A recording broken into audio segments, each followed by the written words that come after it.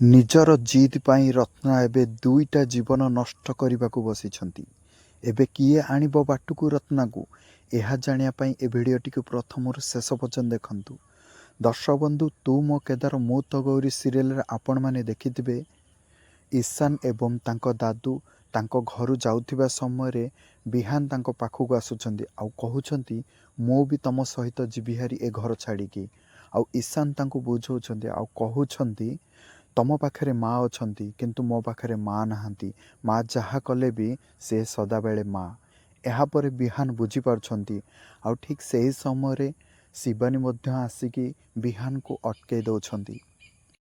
ଆଉ ବିହାନ କହୁଛନ୍ତି, ମୋ ମାମା ଆଜି ଯେମିତି ବ୍ୟବହାର କଲେ ସେଥିପାଇଁ ମୁଁ ଆପଣଙ୍କୁ କ୍ଷମା ମାଗୁଛି।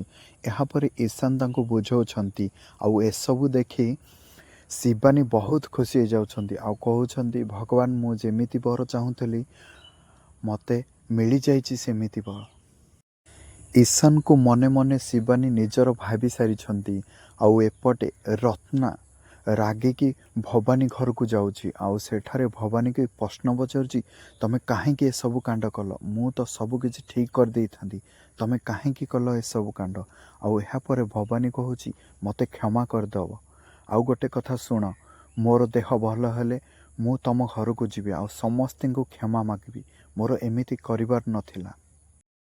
ଏହାପରେ ବିହାନ ଆଉ ତାଙ୍କ ବାପା ଡିନର କରୁଥିବା ସମୟରେ ଜେଜେମା କହୁଛନ୍ତି, ତୋ ଭଉଣୀ ରାନୀ ଏପର୍ଯ୍ୟନ୍ତ ଘରକୁ ଫେରିନି, ନା କଲ୍ କରୁଛି ନା କାହାର କଲ୍ ରିସିଭ୍ କରୁଛି। ଆଉ ବିହାନ କହୁଛନ୍ତି, ସିଏ ମୋ ଭଉଣୀ ନୁହଁ, ସେ ଯାହା କରୁଛି କରୁ, ମୋର କ'ଣ ଗଲା। ଆଉ ଶିବାନୀ ତାଙ୍କୁ ରାଗୁଛନ୍ତି ଆଉ କହୁଛନ୍ତି, ତୁ ତା କଥା ଟିକେ ବୁଝ, ଦେଖ କୁଆଡ଼େ ଗଲା। ବିହାନ କହୁଛନ୍ତି, ତାର କିଛି ହେବନି, ସିଏ ତ ଗୋଟେ ନିଜେ ବିପଦ। ଠିକ୍ ସେହି ସମୟରେ ରତ୍ନା ଆସୁଛନ୍ତି ଆଉ ବିହାନକୁ ପାଟି କରୁଛନ୍ତି ଆଉ କହୁଛନ୍ତି, ତୋ ନିଜ ଭଉଣୀକି ତୁ ଭୁଲି ଯାଉଛୁ। ଏହାପରେ ବିହାନ କହୁଛନ୍ତି, ମୁଁ କିଛି ବି ଶୁଣିବିନି। ଆଉ ଠିକ୍ ସେହି ସମୟରେ ରାନୀ ଆସୁଛି ସପିଂ କରିକି ଆଉ ସମସ୍ତଙ୍କୁ କହୁଛି, ଭବାନୀ ମାମୁଁ ମୋତେ ପଇସା ଦେଇଛନ୍ତି 10,000, ଆଜି ମୁଁ ଭଲସେ ସପିଂ କରିଛି। ଏହାପରେ ବିହାନ ରାଗି ଯାଉଛନ୍ତି। ଶିବାନୀ ବିହାନକୁ ବୁଝାଉଛନ୍ତି ଆଉ କହୁଛନ୍ତି, ତୁ ରାଗେନି। ଏବେ କ'ଣ କରିବେ ରତ୍ନା? କ'ଣ ନିଜର ଭୁଲ ଲୁଚେଇବା ପାଇଁ ଆଉ କିଛି ପ୍ଲାନ୍ କରିବେନି ତ? ଏହା ଜାଣିବା ପାଇଁ ଆପଣମାନେ ଆଗାମୀ ଅଧ୍ୟାୟ ନିଶ୍ଚିନ୍ତ ଦେଖନ୍ତୁ।